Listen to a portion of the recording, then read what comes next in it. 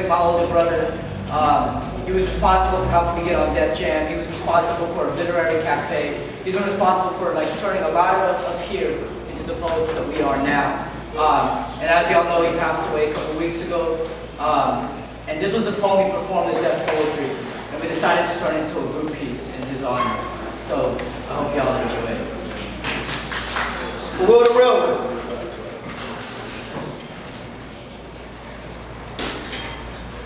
As I travel back through time, I search to rescue my heroes, finding myself in the Underground Railroad, standing side by side with Harriet Tubman. And she decides whether to go left or right tonight, as the barking dogs approach from the south. I rub the clothes of 1,000 slaves over my body, hand her the flashlight, and I run! I run till I get to southern Mississippi in the mid-1950s, and I'm standing on the front porch of Emmett Till's house. Just before 2 a.m. as they drag him in from his bed, then all of a sudden, instead of Emmett being found dead, there were 4 decapitated white heads, and I'm standing there drenched in blood, and the dogs are barking again, so I run! I run until I get to Jackson, Mississippi, and it's June 11th, 1963, and I'm standing in the bushes, and I can see this white man in front of me, and as I peek over his shoulder, I can see what he sees, so I scream, "Medka! Look out!"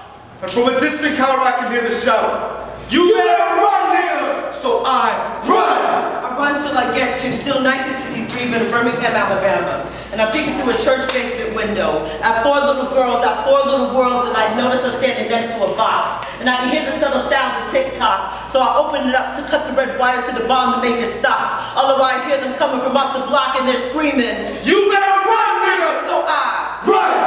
Run till I get to February 21st, 1965.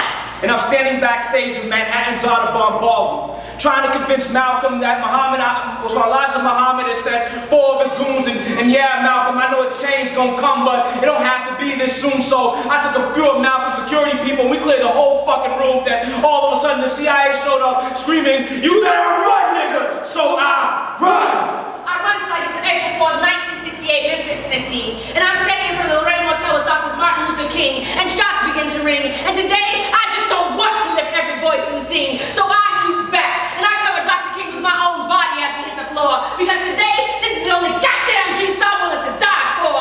And from across the street, I can hear the screams again. You better run, nigga! So I run! I run till I get to the middle of the intersection in Las Vegas, Nevada, on September the 7th, 1996. The day Tupac was followed by an entourage and eyewitnesses, but everybody claimed not to see shit. So I run alongside the passenger side and pull Tupac out, so Suge Knight was the only motherfucker to get hit. And then I can hear that scream again. "You better run, nigga!" So I run! I run so fast that in a split second 6 months had passed. And I found myself back in Los Angeles just in time to push Biggie out the way of the last gun blast. Now I'm lying with his hot leg in my ass and I'm thinking, oh God,